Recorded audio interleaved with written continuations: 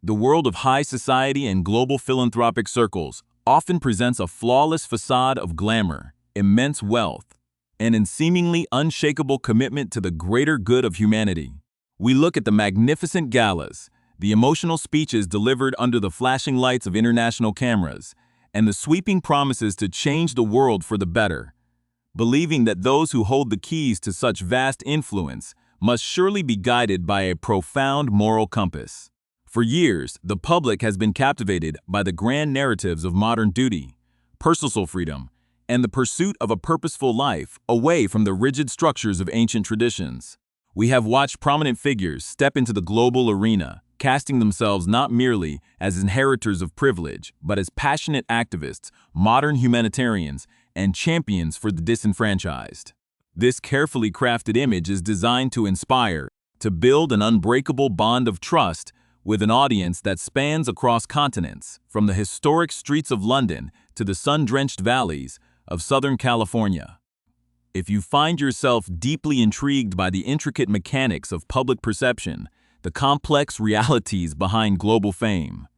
and the hidden currents that shape the lives of the world's most talked-about personalities, please take a brief moment right now to subscribe to our channel. Ensure your notifications are turned on and join our rapidly growing community as we continuously peel back the layers of today's most compelling global narratives.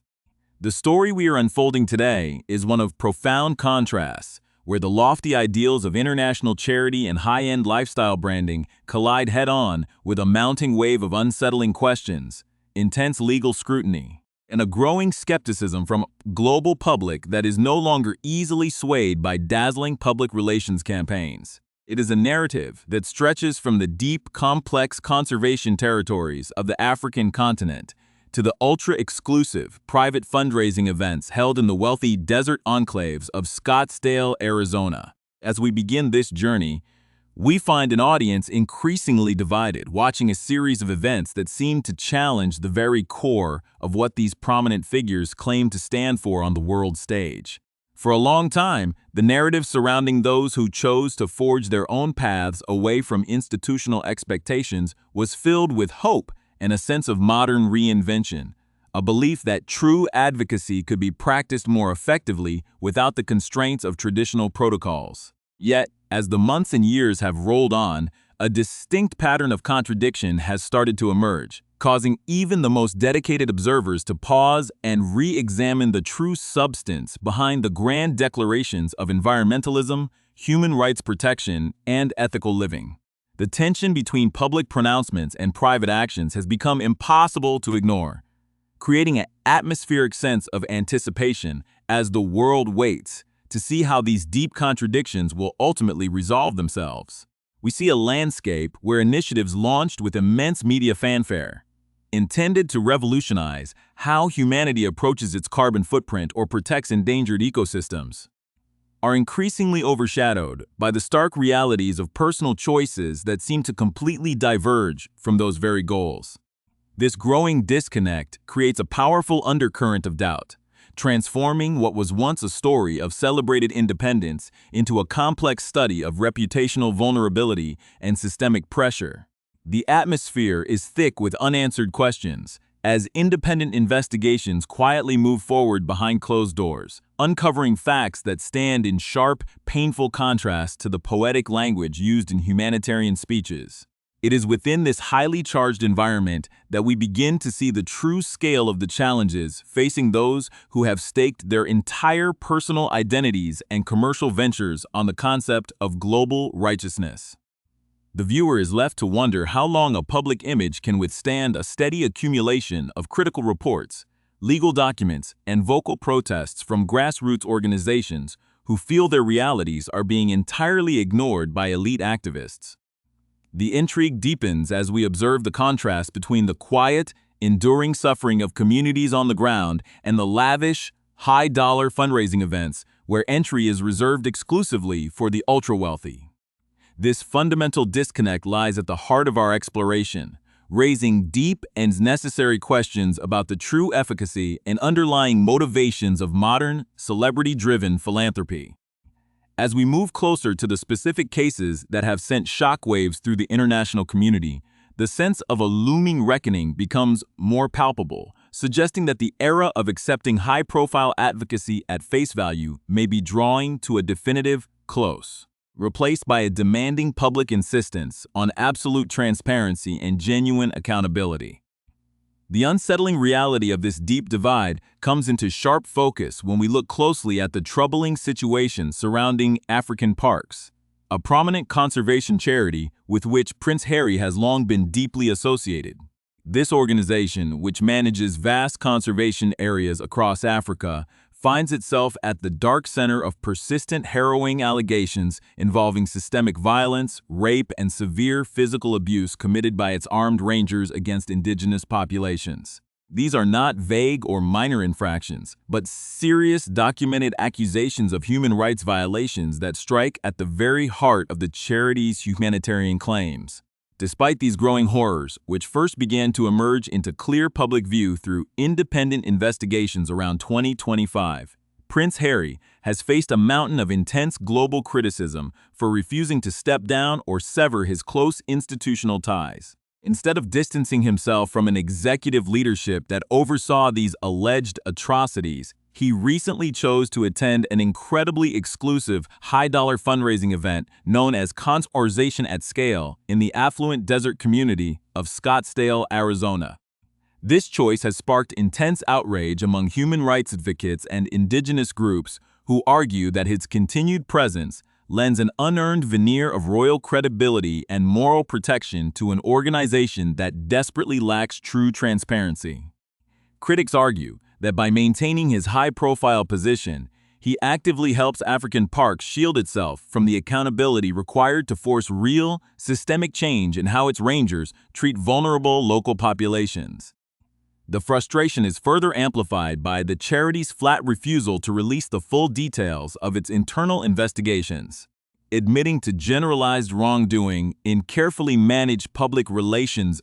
statements while hiding the true extent of potential criminal behavior discovered by its own investigators. This situation is made even more complex by a deepening financial and reputational crisis with Scottsdale, another prominent charity founded by the prince, which is reportedly involved in legal actions and severe internal disputes regarding his true contributions. Legal documents and internal paperwork from these charitable disputes paint a damaging picture, explicitly describing his personal brand as highly toxic, and arguing that his ongoing association actively inflicts negative consequences on the very causes he claims to support. This pattern of behavior has led a growing number of veterans and former supporters within his flagship projects, including the globally recognized Invictus Games, to openly question what real, practical substance he actually contributes to these organizations beyond generating endless media controversy and negative headlines. At the exact same time, another heavy cloud of scandal continues to darken the British royal family as new, highly damning claims emerge against Andrew Mountbatten Windsor. The personal assistant of the late notorious Jeffrey Epstein has come forward with fresh, detailed accounts regarding the shamed royal's frequent visits and close interactions within that illicit global network. For an international public that has followed this sordid saga for years, these new revelations evoke a sense of deep exhaustion mixed with profound disgust, as the sheer volume of disturbing details seems to have reached a peak where surprise is replaced by a grim demand for absolute legal justice. The conversation surrounding these royal scandals increasingly centers on a profound sense of gratitude for the immense personal sacrifices made by brave individuals like Virginia Giuffre, who remained one of the very few willing to go on the official record and face the immense pressure of the global media to expose the truth. This stands in sharp contrast to the many unnamed individuals who continue to hide behind anonymity, highlighting just how difficult it is to break through the protective layers of institutional wealth and power. There is a growing collective realization of just how many people within high society and the royal institution itself must have deliberately turned a blind eye for decades, actively passing off or ignoring behavior that can only be described as completely unacceptable. This daily accumulation of grim revelations leaves the global audience wondering where this systemic rot truly ends, as the historic prestige of the monarchy is continuously eroded by the actions of its most privileged members. Adding another layer of intense public debate is the highly synchronized lifestyle branding strategy of Meghan Markle, whose commercial ventures have come under fierce scrutiny from royal commentators and the public alike. In recent months, there has been a noticeable and dramatic increase in the public use of family imagery and photographs of young Lilibet, a move that critics argue is a calculated effort to keep her faltering lifestyle brand afloat. This heavy reliance on intimate family photos has drawn widespread charges of deep hypocrisy, particularly because it occurred almost immediately after she publicly spearheaded an international campaign warning parents against the dangers of exposing children on social media.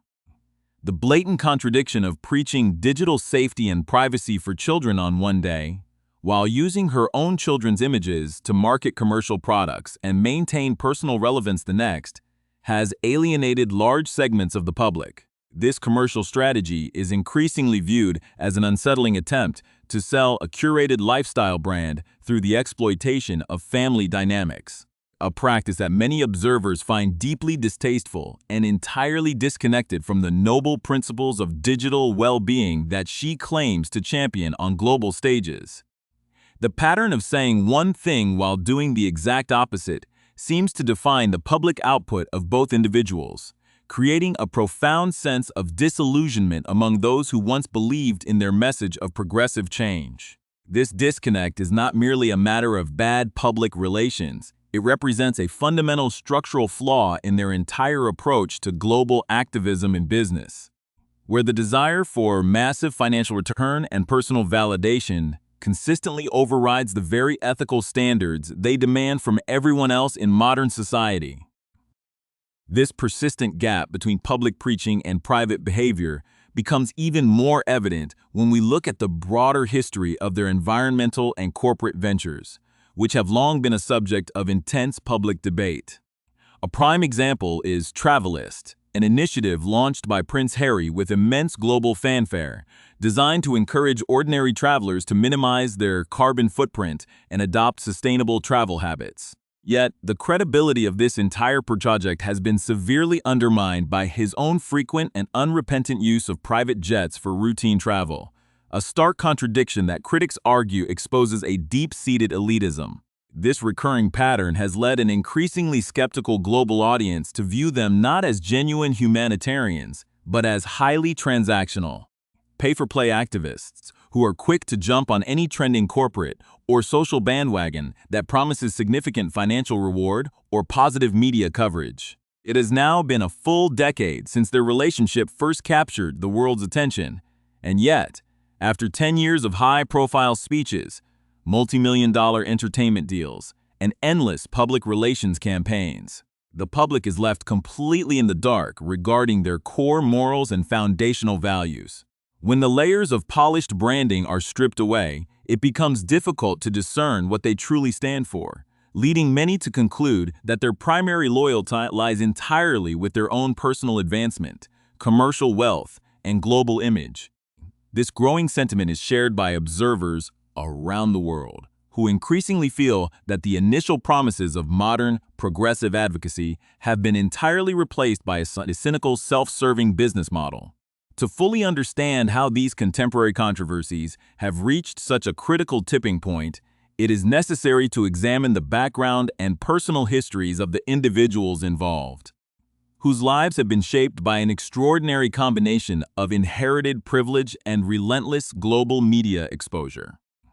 Prince Harry, born into the rigid structures of the British royal family, spent decades operating under the strict protocols of institutional duty before choosing to completely sever his ties as a working royal in pursuit of personal independence.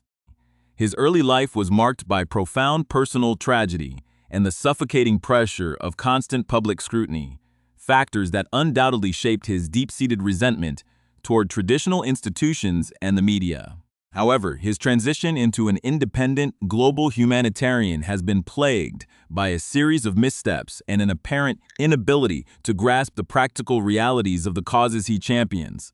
often surrounding himself with elite advisors who fail to bridge the gap between high-level philanthropy and the actual experiences of the people on the ground. This lack of grounded perspective is particularly evident in his ongoing relationship with African parks,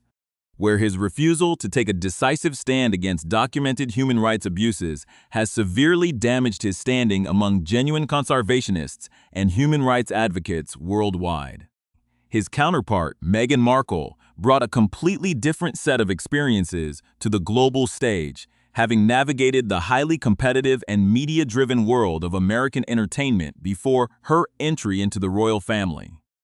Her background as a professional actress equipped her with a sophisticated understanding of image curation and public relations, skills that she has heavily relied upon to launch her various commercial and charitable endeavors. Yet, this same reliance on hyper-curated branding has ultimately contributed to her current reputational challenges, as the public increasingly perceives her actions as calculated and performative rather than authentic. The rapid rise and subsequent struggles of her lifestyle brand illustrate the immense difficulty of trying to sell an idealized image of family life and ethical living while simultaneously engaging in behavior that contradicts those very principles. The contrast between her past advocacy for digital privacy and her recent commercial use of family imagery has created a profound sense of disillusionment, highlighting the inherent instability of a public persona built on shifting moral grounds. The consequences of these intersecting scandals extend far beyond the personal reputations of a few high-profile individuals. They reflect a much larger, systemic crisis within the world of modern celebrity activism and institutional accountability. For decades, the global public has been conditioned to accept high-profile advocacy at face value, assuming that the involvement of wealthy and influential figures would naturally lead to positive social change. However, the recurring controversies surrounding African parks, Scottsdale, and various commercial lifestyle ventures have exposed the deep flaws of this model, showing how easily noble causes can be used as shields to protect personal brands from legitimate scrutiny.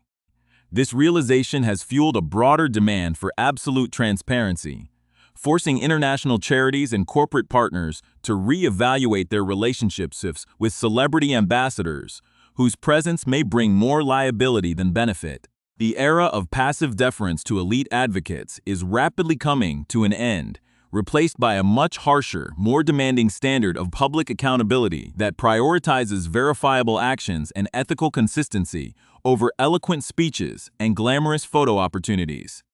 Furthermore, these ongoing controversies have placed an unprecedented strain on the traditional institutions that these individuals left behind, as the British monarchy continues to grapple with the fallout from its own internal scandals. The contrast between the quiet, methodical execution of official duties by working royals and the chaotic, media-driven exploits of those living abroad has never been more pronounced, creating a sharp division in public opinion.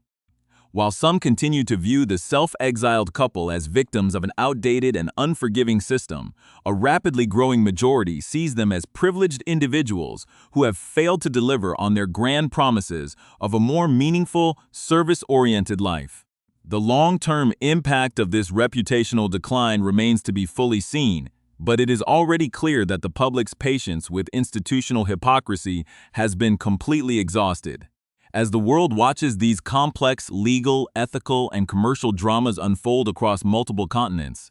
the overarching narrative is one of profound disillusionment and a collective insistence on truth. The stories of institutional failure within conservation charities, the dark legacies of historical high society scandals, and the blatant contradictions of modern lifestyle marketing all converge to create a powerful cautionary tale about the dangers of unchecked privilege and performative righteousness. It is a stark reminder that true moral authority cannot be purchased through high-dollar fundraising events,